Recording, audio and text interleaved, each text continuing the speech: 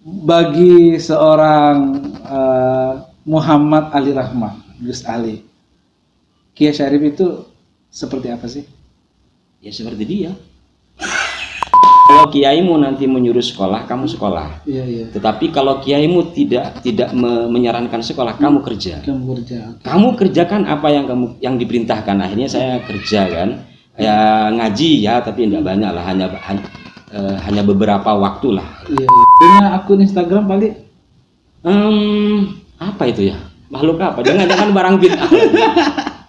Enggak punya ya? Saya tidak bermedsos, saya tahunya cuman WA. Kalau enggak salah bahasa Maduranya WhatsApp. WhatsApp.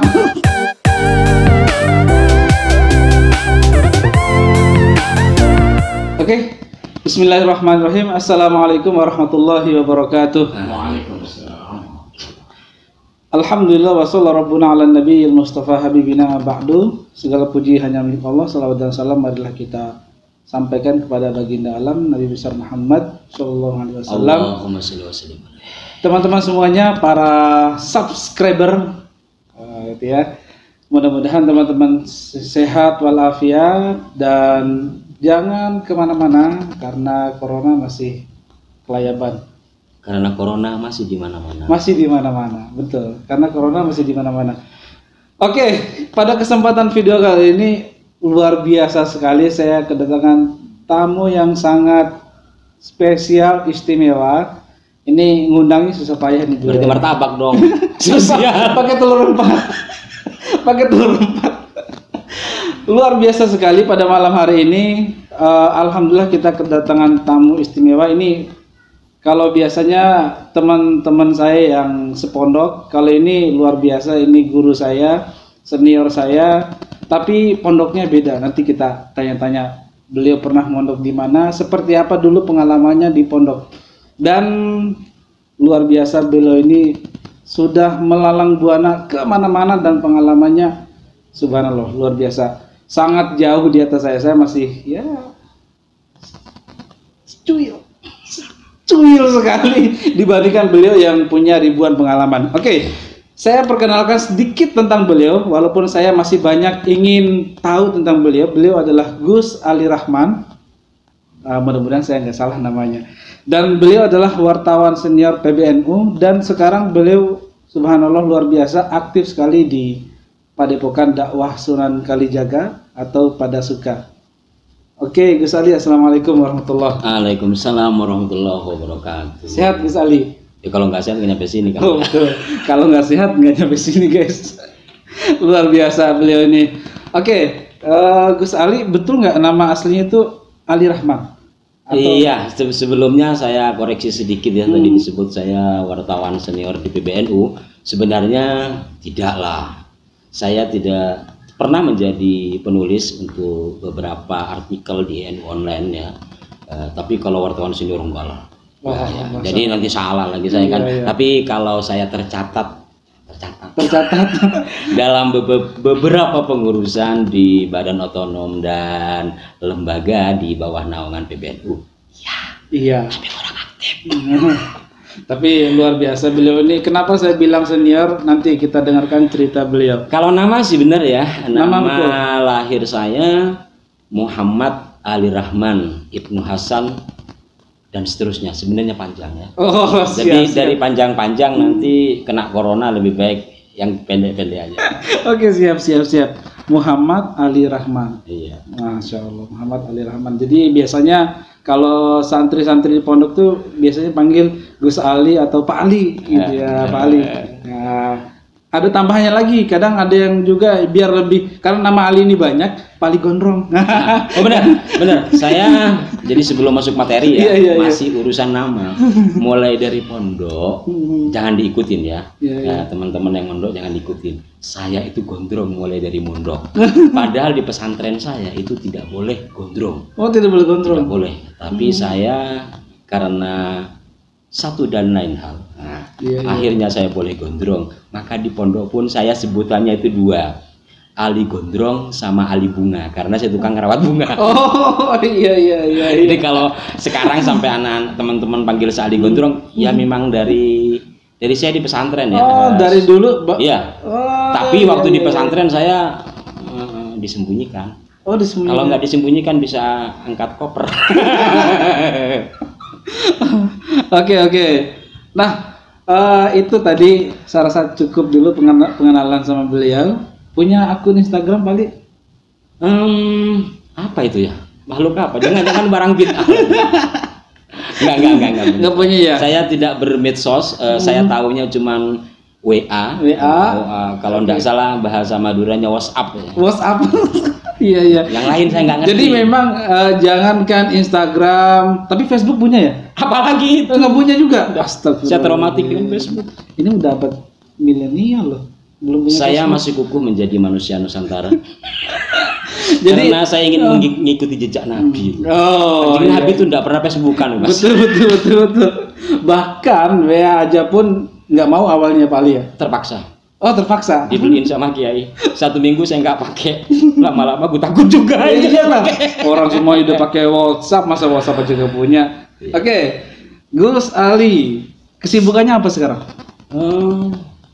Sibukannya si Mutaradidan. Mutaradidan apa mutaradidan? Mubeng.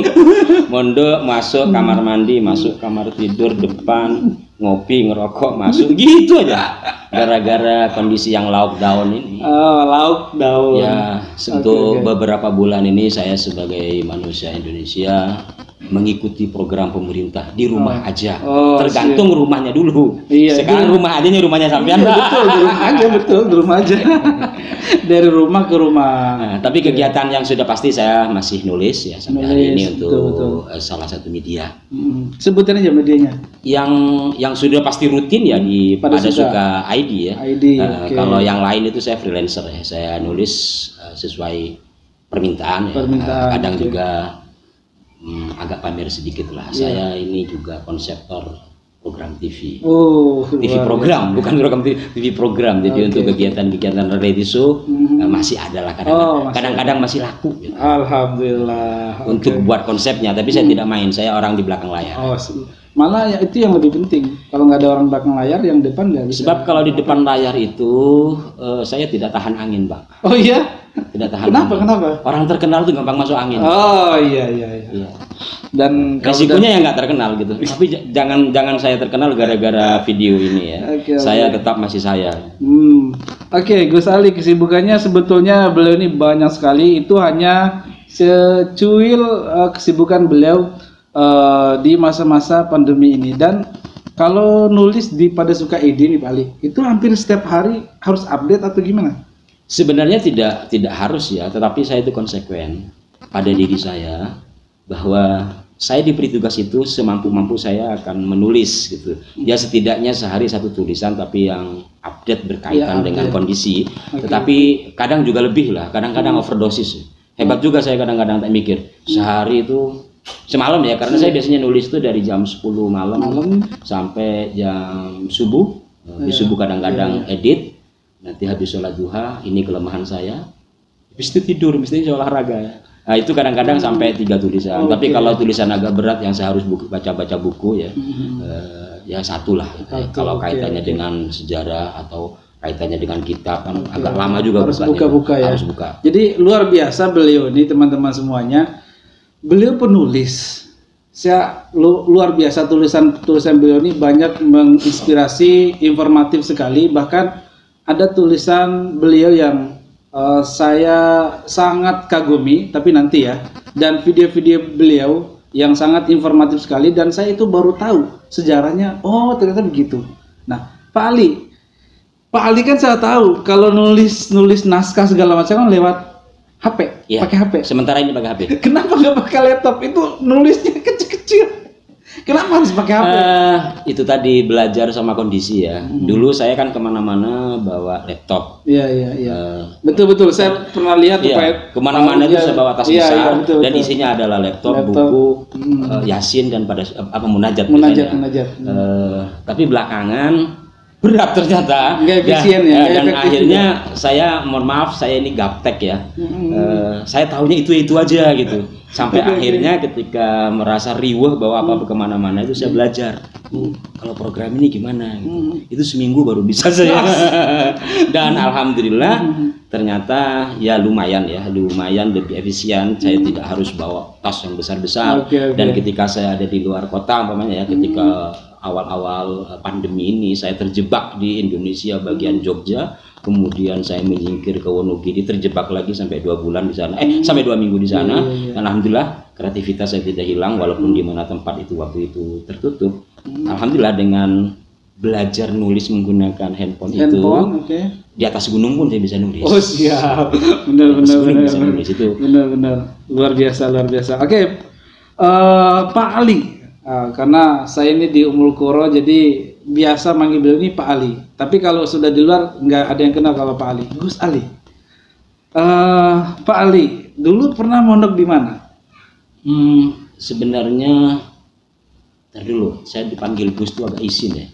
Sebenarnya teman-teman saya manggil Gus itu bukan karena saya ini punya pesantren ya. Saya pernah nyantri ya. Gus itu jangan-jangan teman-teman aja yang iseng manggil saya Gus, walaupun saya yakin itu ngeledek saya. Itu karena saya dulu memanage sebuah program, memproduksi sebuah program namanya Pemburu Hantu. Pemburu Hantu itu kan kalau lihat ke film ada namanya Ghostbuster. Jadi karena ghost yang artinya hantu itu kemudian dijawakan menjadi Gus. Jadi sebenarnya saya agak tersinggung saya dipanggil Gus itu. Karena aslinya aku dipanggil hantu gitu. Kalau mondok saya lahir di Madura. Dan kebetulan di daerah saya itu dulu identik sekali dengan agama. Jadi saya memang mulai dari kecil sudah hidup di lingkungan pesantren. Dari diniyah ya sampai akhirnya saya lulus ibtidaiyah. Saya menyantri di namanya Pondok Pesantren Raudhatul Ulum Ar-Rahmaniyah, daerah Peramian, Sreseh, Kabupatennya Sampang. Padahal saya sendiri tinggal aslinya Bangkalan, tapi saya nyantrinya di Sampang bagian selatan. Nama desa nama kampungnya itu Peramian. Mudah-mudahan nanti teman-teman saya alumni Peramian tonton ya. Ada sahabatmu dulu yang tukang betulin kembang. Tukang kembang, makanya dikenal Ali Kembang. Ada lagi itu dulu saya pernah menjuarai puisi. Sempat jadi artis saya. Oh siap. Jadi panggilnya Ali Puisi. Ada yang panggil Ali Puisi sampai hari ini. Tiga. Jadi Ali Gondrong, Ali Kembang, bukan Ali Kembang sama Ali Puisi. Ali Puisi. Iya. Sampai saya sudah di Jakarta ini masih ada yang minta dikoreksi, ada yang minta.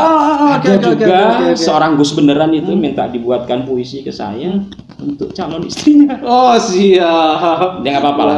Itu saya nggak bisa nyumbang waktu beliau nikah, saya nyumbang kata-kata. Oh siap.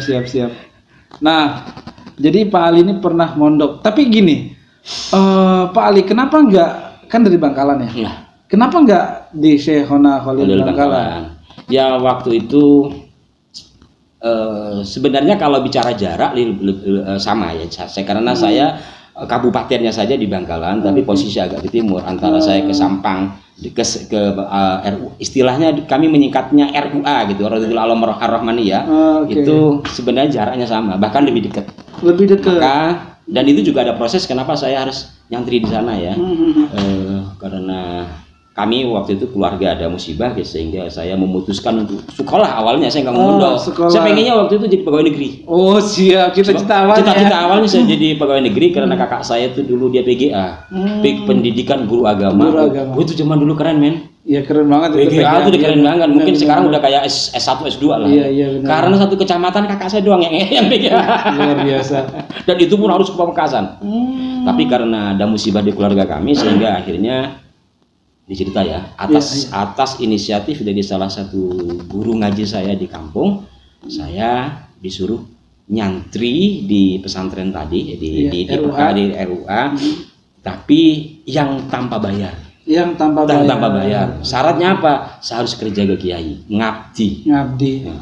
Maka otomatis saya ngabdi di sana. Jadi mondoknya beliau di RUA Raudhatul Ulum Ar-Rahmaniyah. Tadi udah sempat disinggung di awal-awal, Pak Ali. Dulu, ini mohon maaf kalau salah dikoreksi ya. Dulu aktif di pemburu hantu, bahkan sampai masuk TV, LaTV kalau nggak salah. Iya. LaTV.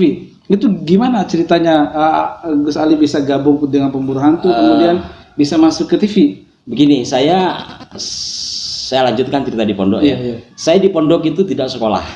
Oh, nggak sekolah. Nggak sekolah. Full mondok. Apa gimana? Full ngarit. Karena ngaulo gitu, jadi kebetulan kiai saya di kampung itu pesan, kalau kamu ngabdi, kalau kiaimu nanti menyuruh sekolah, kamu sekolah. Iya. Tetapi kalau kiaimu tidak menyarankan sekolah, kamu kerja. Kamu kerjakan apa yang diperintahkan. Akhirnya saya kerja kan, ya ngaji ya, tapi tidak banyak lah, hanya beberapa waktu lah. Iya. Tapi saya memang dari pondok itu sudah senang nulis. Sudah senang nulis, bahkan dari pondok saya sudah menjadi kontributor ya, sudah menjadi nulis walaupun saya nggak sekolah.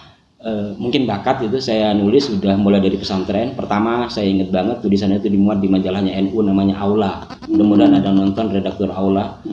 Tulisan saya pertama di sana, tapi saya tidak dihonor waktu itu, hanya dihonor majalah. Ya, berikutnya saya nulis untuk majalah santri, lumayan waktu itu dapat 25.000. Lumayan loh. Tahun berapa itu 25.000? 80-an ya, 80 ke atas ya. Oh, itu udah ya 80 hampir tapi 80 ke atas lah, 88 apa 89 ya. Ya maka akhirnya ketika saya di Jakarta kebiasaan saya nulis itu walaupun terus terang saja saya nulis itu dulu saya tulis tangan dulu, terus ngetik pakai ketik zaman dulu. Oh iya, kotak-kotak gitu kan. Itu pun pinjem punya kakak saya yang PGA itu. Iya, PGA itu alhamdulillah ketika di Jakarta belum menjadi pejabat. Oh, subhanallah. Pejabat sekretaris RT. Oh, iya pejabat ya. Beliau saya kenyembah itu. Dari sinilah bermula saya menjadi wartawan. Tetapi terbentuk ijazah, waktu itu saya ingin jadi wartawan politik ya. Tapi karena ijazah saya akhirnya memilih menjadi wartawan dunia perdukunan. Saya pertama itu kontributor di majalah Misteri namanya. Dari Misteri itu kemudian tulisan saya nggak dimuat-muat. Lalu saya diangkat menjadi redaktur. Redaktur di majalah namanya Mantra. Tetapi dunia puisi, kembali lagi ke puisi, saya tetap. Karena lingkungan saya waktu itu adalah Taman Ismail Marzuki ya, kumpul sama seniman-seniman senior. Artinya saya nulis puisi untuk beberapa media masih, tapi untuk penghasilan hidup itu saya bekerja di majalah namanya Mantra. Di Mantra inilah akhirnya saya bertemu dengan teman-teman dari production house namanya Pipa Production, yang waktu itu kalau dulu di Antv ada acara dangdutan di Antv. Produsernya teman saya, lalu ketemu di rumahnya Pak Hariri almarhum. Ketika saya wawancara Pak Hariri, ketemu dia tahunya kan saya orang hebat gitu. Ketika saya wartawan mistik dipikirnya ngerti semua gitu. Nah, dari situlah bermula kita merancang sebuah program.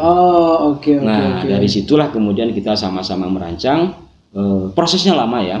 Jadi sebelum Pemburu Hantu itu teman saya itu senang mediumisasi. Nah, ini apa guys namanya ya? Subscriber.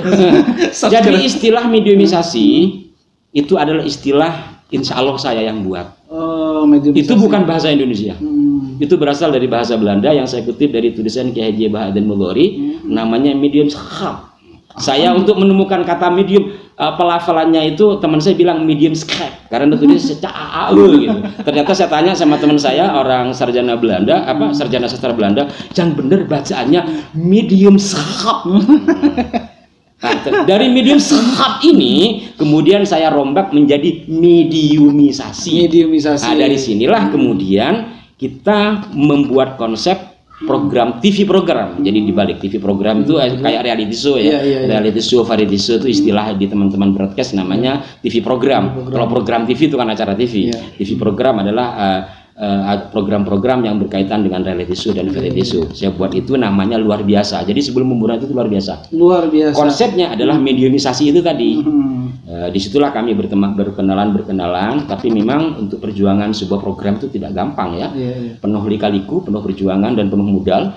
Kami pada saat itu jujur aja tidak punya modal, gandeng teman yang punya modal. Tapi di pertengahan jalan ya biasa ada ganjalan ini dan itu. Program ini tayang Lila TV. Lila TV. Namanya pun sama, wajah saya juga tayang di TV, tapi saya nggak dipakai.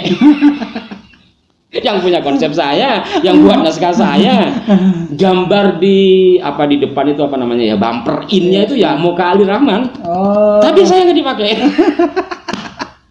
Akhirnya ya sudahlah, saya bilang, oh gini kan santri toh, sabar, Tuhan pasti meridhoi.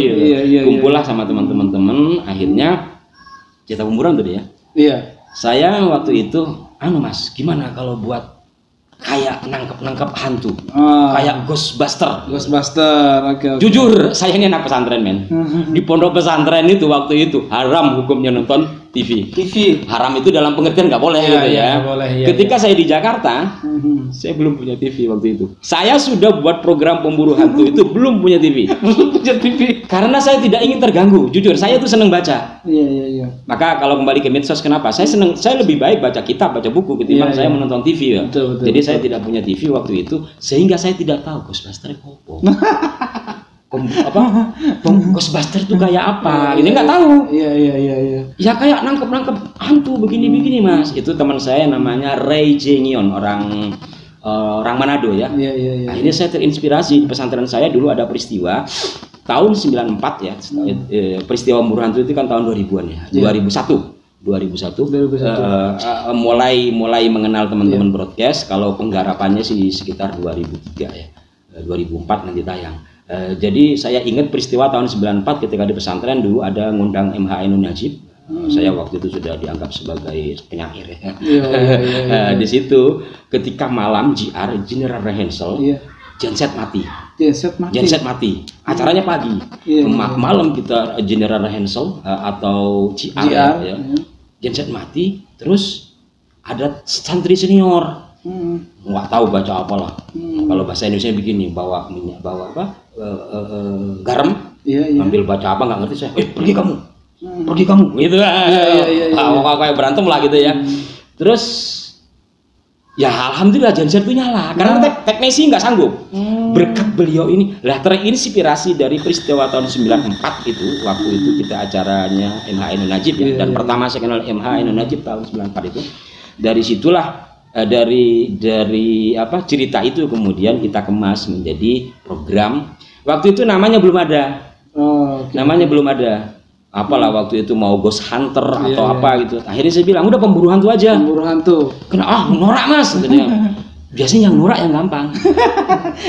Alhamdulillah dari sini kemudian menjadi sebuah program TV yang tayang ya 4 tahun ya sampai bosen saya. Saya sendiri yang syuting sampai bosen. Iya, memang program itu sampai 4 tahun, lama lah pokoknya. Bahkan kita dulu di pondok itu suka nonton itu program. Nah, kemudian program pemburu hantu ini kan banyak banyak pro kontra lah di tengah masyarakat. Kemudian bagaimana sih bisa masuk Kiai Syarif di dalam program itu?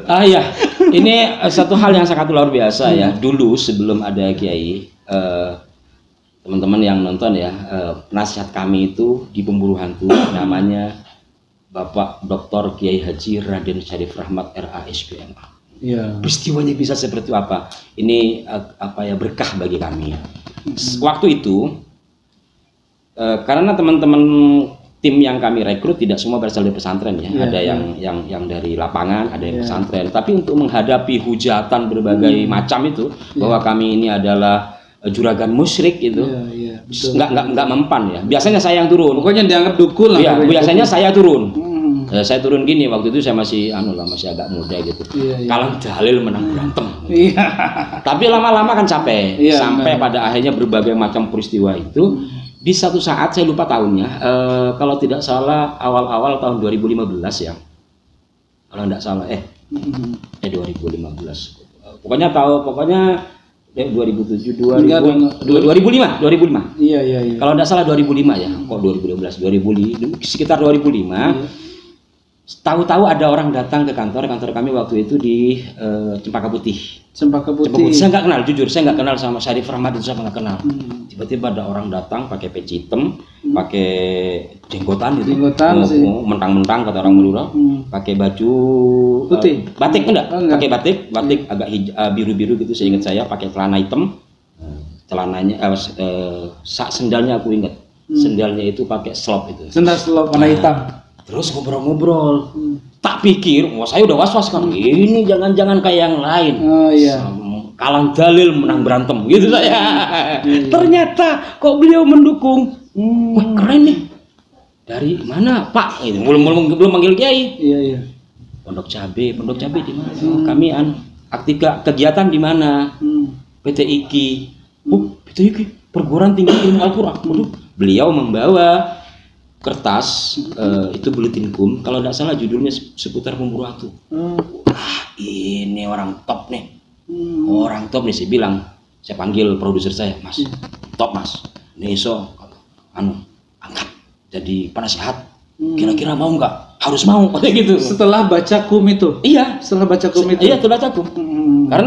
Karena inti dari kum itu beliau mendukung, menyatakan bahwa apa yang dilakukan pemburu hantu tidak bertentangan dengan agama, dengan syariat. Perkara person ada kesalahan itu hal lain. Bahwa menangkap jin, memakari jin, masukkan jin dalam botol, semua itu ada dalilnya. Dan ternyata mungkin beliau mengikuti bahwa kami dimusyrik-musyrikan. Dan ternyata pula sebelum kenal kami, santri-santri Ummul Qura, beliau pengasuh pesantren Ummul Qura, gurunya beliau ini, waktu kami syuting live di Yayasan Anak Yatim di Pasar Jumat itu apa ya, lupa saya. Al-Mubarakah kalau nggak salah. Ternyata itu ada beberapa anak santri Ummul Qura yang oleh Kiai Syarif diturunkan untuk bantu doa. Karena memang waktu itu berat. Saya aja kesetrum, saya megang orang kesurupan, saya kesetrum. Nah, dari situ beliau sudah mulai mungkin memikirkan kami gitu, bahwa ini ada orang, sejumlah santri ataupun dukun namanya gitu, yang sedang bekerja, yang secara ketentuan syariat tidak salah, tetapi disalah-salahkan oleh orang. Dari sinilah akhirnya kami main, tapi saya sendiri tidak sempat main karena waktu saya syuting. Jadi beberapa teman kami utus datang ke Ummul Qura. Dari situ akhirnya terjalin komunikasi sampai akhirnya resmi beliau kami angkat menjadi penasehat pemburu hantu. Dan biasanya dalam beberapa tayangan kami, kalau beliau sempat, ya mohon maaf karena beliau kami tidak ongkosin aja hadir, luar biasa ya karena kami syuting kelihatan orang banyak duit toh. Jadi kadang-kadang TV-nya kan bilang membayarnya. Tapi beliau kalau sudah janji siap datang. Walaupun kami kasih waktu 2 atau 5 menit. Karena beliau ini kehebatannya begini ya. Kiai, malam ini kami ingin bahas bagaimana masuk jin dalam botol begini. Langsung cet. Pas kami butuh waktu hanya 3 menit, Kiai. Paling lebih dikit kurang dikit, itu kelebihan beliau. Ya seperti itu. Dan akhirnya ya sampai jadi film pun kami masih dengan beliau, dan sampai hari ini juga kami masih dengan beliau.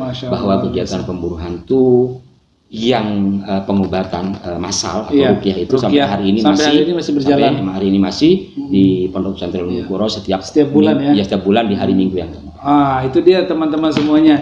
Jadi itu awal sejarahnya pemburu hantu yang dulu sangat terkenal, dan wah itu luar biasa, itu gosipnya di luar sana itu membabi buta pokoknya. Tapi kita di pesantren itu nonton terus karena seru. Dan luar biasa juga Kiai, gara-gara menjadi penasehat dan kelihatan wajah beliau terlihat di TV, TV pada waktu itu. Alhamdulillah beliau dipecat jadi khotib di 2 masjid. Masya Allah. Berarti masjid itu kontra sama kegiatan dia. Lah bayangin saya pernah sholat Jumat di satu masjid, itu bahas pemburu hantu. Masya Allah. Saking topnya itu loh. Tapi waktu itu nggak ada medsos ya. Iya, nggak ada medsos, jadi nggak terlalu banyak hoax yang tersebar. Tapi yang jelas gini Pak Ali. Dari peristiwa itu pemburu hantu, kemudian Pak Ali sekarang nempel terus dengan beliau gitu ya. Ini masih pertanyaan lanjutan saya. Nah, Pak Ali semenjak peristiwa itu kan akhirnya kenal dekat dengan beliau. Kemudian banyak teman-teman yang ikut gabung juga, akhirnya mendirikan suatu wadah yaitu Padepokan Dakwah Sunan Kalijaga, disingkat Pada Suka. Itu atas apa namanya inisiatif siapa sebetulnya? Kalau pada suka sih sebenarnya ya jujurlah Kiai ya. Dan itu seperti yang saya tulis dalam buku Pada Suka, kelahiran dan perjuangannya. Sebenarnya tercetus ide itu seingat saya 2006 ya. 2006 Kiai ingin membuat satu perwadahan dakwah kultural ya. Waktu itu namanya beliau mengusulkan nama Panji Budaya Nusantara. Iya betul, saya masih ingat dulu. Panji Budaya Nusantara selalu disingkat menjadi PBNU. Karena saya orang TV program, saya waktu itu tidak aktif di organisasi ya. Jadi setelah di pesantren itu saya jadi pengurus ma'arif ya. Saya nggak sekolah tapi saya jadi pengurus ma'arif, lembaga pendidikan ma'arifnya NU. Tetapi ketika sampai di Jakarta namanya cari nafkah, organisasi hilang, NU hilang dulu gitu. Sampai akhirnya kembali lagi ke NU sampai hari ini gitu. Ini alur ceritanya gitu. Jadi setelah dari PBNU saya sempat buat konsep TV programnya. Jadi bagaimana Kiai ceramah, bagaimana konsep kulturalnya. Terus saya buat programnya dari Panji Budaya Nusantara itu, saya buat konsep TV programnya dulu namanya Cantrik Sinau. Nah, karena waktu itu belum ada handphone yang kayak begini ya. Kalau saya masih punya rekaman audio ketika kami latihan nyanyi, judulnya saya buat bumper ya, ada 2 lagu yang saya buat, tapi liriknya kalau lagunya itu yang buat orangnya Pak Mantos, saya lupa namanya, kita latihan dulu di Pondok Pinang. Jadi ini proses yang panjang ya. Jadi sempat buat kami namanya Cantrik Sinau, tapi dalam konsepnya TV program, bukan organisasi, bukan perwadahan. Bayangan saya waktu itu dari TV program kita bisa merekrut teman-teman kemudian menjadi perwadahan gitu. Itu saya ingat itu lagu Cantrik Sinau dari ini. Kemudian itu peristiwanya tahun 2006, 2007, 2008. Ya, 2008 karena itu kami masih syuting kan. 2008 ini kami membuat pengajian minggu keempat sekaligus ruqyah. Di pertama sekali dilakukan itu di kediaman beliau yang sekarang itu. Ada di sana baru nanti naik ke aula. Dari aula itu peristiwanya tahun 2008 kalau tidak salah bulan April ya. Seingat saya masih punya datanya itu. Karena saya agak rapi dulu menulis data. Dari situ sebenarnya cita-cita ingin kepada suka itu sudah ada gitu. Tapi ya masih belum terbentuk gitu dari Panji Budaya Nusantara, Cantrik Sinau. Tapi akhirnya kami buat pengajian beliau ya atas inisiatif bersama. Inisiatifnya dari beliau, tapi kami dulu sampai ada istilahnya namanya dulu saya ketawa itu ada rapat ad hoc. Gitu. Rumah Kiai masih di sini tuh, yang sekarang musola itu. Iya. Yang kalau banjir air masih sering bertamu itu. Iya betul. Bentar, ini nggak kepanjangan nih. Enggak. Orang bisnis sampai 1 jam ini benerin kamera dulu. Oke. Dari situ tahun 2008 itu ya. Artinya embrio adanya Pada Suka itu sudah lama. Sampai akhirnya beliau mengusulkan nama. Saya lupa tahun berapa.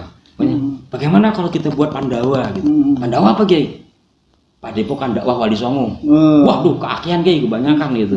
Lama-lama beliau mengusulkan Sunan Kalijaga, singkat Pada Suka. Keren juga tuh. Kita ngambil 1 titik aja dari semua sunan gitu. Jadi artinya satu hal yang dilakukan oleh salah satu anggota Dewan Wali 9 atau Wali Songo itu yang kita coba terapkan dalam dakwah. Maka akhirnya disepakatilah Pada Suka itu atau Padepokan Dakwah Sunan Kalijaga. Nah itu teman-teman semuanya. Jadi awal mulanya terbentuknya Padepokan ini ya dari yang sudah diceritakan oleh Pak Ali Rahman ini. Namanya juga ahli sejarah, jadi pasti beruntun. Nanti kan beruntun gitu ya. Nanti bukunya beli ya. Tertib sudah habis. Di situ saya buat cerita karena gini, kalau lagi kembali sejarah, mumpung saya masih hidup gitu. Kan mudah-mudahan sih umur panjang, pengen kawin lagi gitu. Tetapi kan kalau tidak segera ditulis, saya khawatir nanti ada pembelokan sejarah. Ketika orang berkumpul dan banyak, kepentingan itu ada. Artinya apa? Bisa saja nanti orang membuat satu tulisan dikirim, lalu maka akhirnya Waktu itu saya dan atas inisiatif dari beliau juga membuat sejarah berdirinya Padasuka itu ya cukup rinci lah, karena sampai hari ini saya notulensi itu masih ada segini, Bos. Tebel banget ya. Notulensi. Saya tuh rapi Pak dulu. Jadi saya kayak hari ini nih. Saya tanggal ini, hari ini jam sekian syuting dengan Mas Fatur. Di depan ada 2 kamera, sebelah kanan ada A, sebelah. Saya tulis dulu. Dulu. Sekarang itu saya enggak, karena sudah ada kamera, tinggal foto. Lalu saya tulis. Jadi siapa yang terlibat saya tulis. Maka notulensi rapat saya, alhamdulillah sampai hari ini masih rapi. Ada sekitar ini. Jadi isinya tas saya itu yang saya katakan tadi, salah satunya ya buku catatan. Catatan amal perbuatan. Oke. Luar biasa, ceritanya sudah panjang lebar, tapi saya pengen lanjut nanya lagi nih Pak Ali. Kalau boleh tahu. Boleh lah. Harus boleh. Siapa guru spiritual antum sampai sekarang? Kalau saya nggak tahu ya. Kalau bicara guru spiritual dalam pengertian yang membina batin saya gitu toh, saya tidak berani untuk mengatakan siapa guru saya. Karena Bos, saya ini anak santri Bos. Saya nggak nyetak ilmu muta'alim Bos. Ketika saya menyebut nama guru spiritual saya, maka ana abduman allamani harfan wahidan. Nggak berani. Kalau toh saya diajari oleh sejumlah orang, sejumlah kiai, iya. Tapi kalau saya mengatakan beliau guru saya nggak berani ya. Bukan saya tidak mengakui, takutnya saya nggak diakui. Kalau ngaku-ngaku deh. Kalau ngaku-ngaku nggak berani saya, nggak berani. Kita paksa. Nggak berani.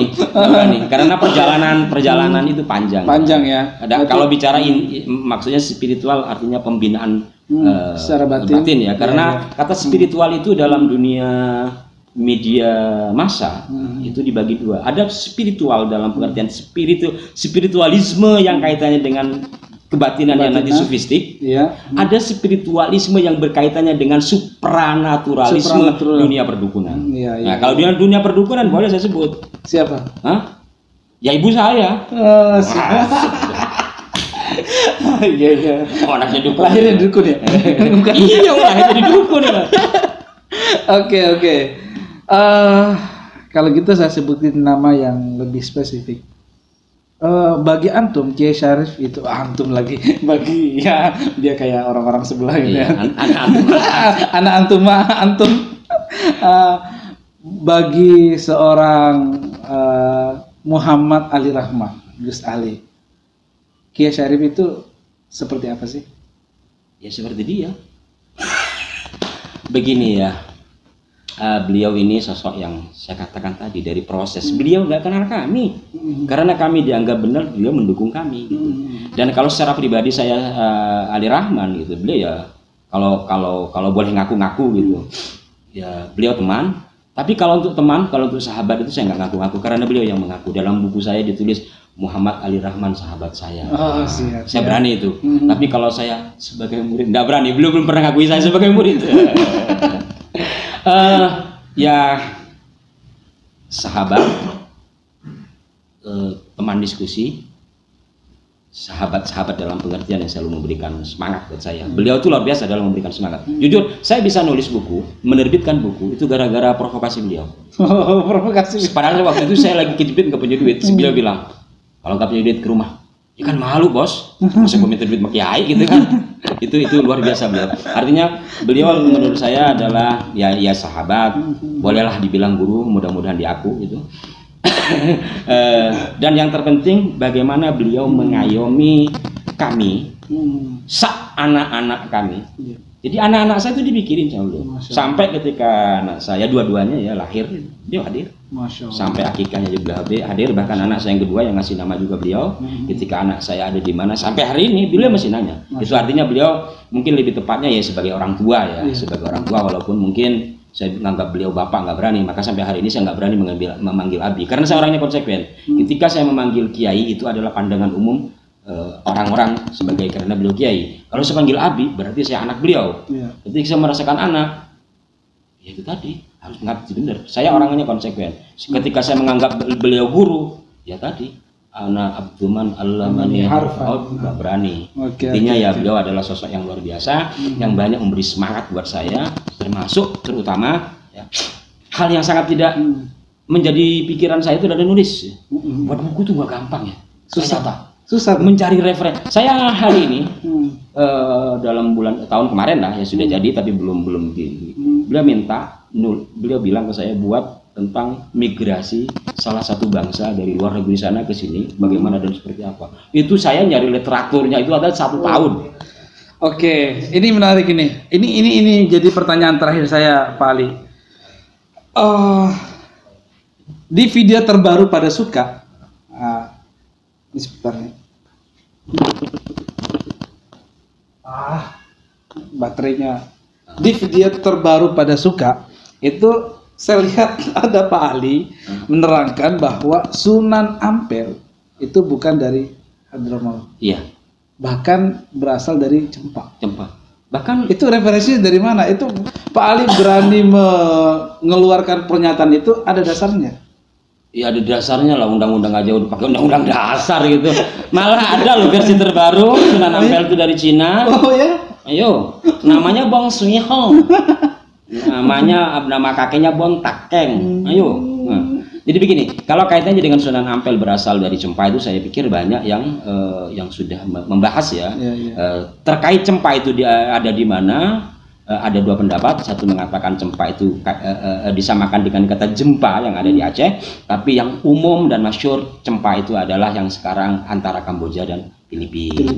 Kalau dasarnya banyak ya, dalam serat, babak, termasuk buku-buku penelitian seperti yang ditulis Ki Ageng Sunyoto, terus seperti yang ditulis oleh Samsud Duha, terus yang agak ke barat, agak anu lah gitu, agak ke luar negeri biar kayak anak kuliah, kayak yang ditulis oleh De Graaf, gitu. Ya semua mengarah bahwa beliau lahir di Cempa, kemudian ibunya adalah orang Cempa, bapaknya adalah migran dari Samarkand. Maka saya katakan bahwa Sunan Ampel lahir di Cempa, dan Cempa itu pernah menjadi bagian dari Majapahit. Cempa juga pernah ditaklukkan oleh Mongol, tapi dalam lingkup wilayah Cempa yang sekarang disebut Indochina, kalau melihat kepada Sumpah Palapa, maka Cempa adalah menjadi bagian dari dari Nusantara. Artinya di luar Jawa yang pada saat itu yang ingin disatukan, kalau bahasa kasarnya ditaklukkan ya adalah diantaranya Cempa, dan Cempa pernah menjadi bagian dari Majapahit. Ya terbukti bahwa istri Brawijaya V itu adalah disebut anak Raja Cempa. Walau alam apakah raja betul seorang raja, apakah hanya sebutan dalam babak ya. Yang pasti beliau orang Cempa, karena istri dari Brawijaya adalah bibi dari Sunan Ampel. Maka saya katakan dalam video saya di Pada Suka TV bahwa Sunan Ampel adalah ulama Nusantara. Jangan disebut beliau dari mana, faktanya dari sana. Kalau nanti diurut ke atas, kenapa nggak aja turunan kayak saya nih, saya Ali Rahman, lelaki berdarah surga. Kenapa? Moyang saya namanya Badam tuh di surga. Itu kalau diurut ya. Oke. Ini luar biasa sekali karena ceritanya banyak sekali, sejarahnya banyak sekali, informasinya banyak sekali, dan harus diserap oleh teman-teman subscriber semuanya. Oke, ini terakhir banget. Ini terakhir banget. Ini bukan pertanyaan. Apa pesan Pak Ali buat teman-teman yang ada di Pada Suka dan yang aktif munajat saat ini? Kalau untuk Pada Suka, sesuai namanya adalah Padepokan Dakwah Sunan Kalijaga. Nisbat kepada Kalijaga, bagi siapapun ya kita harus mengkalijagakan diri. Siapa Kalijaga? Kalijaga adalah seorang seniman, beliau umumnya lebih dikenal sebagai seniman gitu ya. Mati. Tapi itu nyala. Oh iya kan? Gitu aja ya. Jadi Kalijaga ketika dinisbatkan ke Kalijaga, otomatis kita setidaknya meneladani Sunan Kalijaga. Secara sikap Sunan Kalijaga adalah seorang yang moderat, tawassut ya. Ala bulihim dalam segala hal beliau tawassut, selalu ada di tengah gitu. Kalau nanti menggunakan media wayang musik itu kan adalah media. Jadi teman-teman pada suka ataupun yang simpatisan pada suka atau ingin terlibat kepada suka, menurut saya Sunan Kalijaga tidak sekedar menggunakan belangkon dan baju hitam-hitam yang bersifat tradisi, tetapi lebih kepada jiwa beliau yang tawassut, yang moderat dalam berbagai hal, dalam menyikapi persoalan, dan yang terpenting juga beliau tidak pernah mengedepankan diri. Dua nih, tapi dalam persoalan beliau muncul lalu menyelesaikan persoalan. Barangkali mudah-mudahan dengan nisbat terhadap Sunan Kalijaga nama padepokan kita, anggotanya atau jemaahnya bisa seperti beliau. Dan secara lokalis, secara kedaerahan, ya mudah-mudahan kita menjadi orang Indonesia, bisa menjadi Nusantara gitu. Kita hafal Quran, kita bisa ngaji kitab gundul, tapi kita orang Nusantara, maka ala Nusantara gitu. Kalau untuk pengamal munajat sudah jelas sih sama Kiai. Pertama ya bacanya benar, kedua ikhlas, dan jangan dibumbu-bumbui yang lain. Itu pesan beliau. Artinya kalau baca munajat begini, tawasulnya begini, ya sudah lakukan seperti itu. Jangan melebih-lebihkan. Yang beliau selalu saya ingat pesannya, perbaiki baca. Maka tahsin munajat, khususnya ya mungkin nanti tahsin Quran, khususnya munajat bagi para pengamal munajat bagi saya penting, termasuk saya. Oke, itu teman-teman semuanya. Jadi luar biasa sekali, banyak sekali pengalaman, kisah inspiratif dari apa yang beliau utarakan tadi dari awal sampai sekarang. Jadi intinya teman-teman semuanya terus ikhlas, mau ngamalin apapun ikhlas, apalagi ngamalin munajat harus ikhlas, nggak boleh ada ini yang lain. Tapi sebisa mungkin itu ikhlas ya. Kadang kan saya ini ikhlas kok ngomong-ngomong, ikhlas cara ngomong, pokoknya kerjakan apa yang kamu bisa semampu kamu. Kadang kan gini ya, mohon maaf agak pandai dikit. Jadi saya ini ikhlas kok ngomong-ngomong. Kedua, terpaksa melakukan. Ini nggak ikhlas namanya. Kenapa terpaksa melakukan? Karena takut dimarahi. Kalau orang ikhlas, semampu dia kerjakan. Kalau memang tidak bisa terus ada yang negur, ya namanya orang ikhlas diam saja. Gitu. Oke, terima kasih banyak Pak Ali atas ilmunya, luar biasa sekali. Mudah-mudahan tambah pengetahuan kita, tambah ilmu kita, dan perjumpaan kita kali ini akan berlanjut di sesi-sesi selanjutnya. Dan saya ucapkan terima kasih banyak sekali lagi Pak Ali Rahman. Terima kasih, saya juga mohon maaf. Wassalamualaikum warahmatullahi wabarakatuh.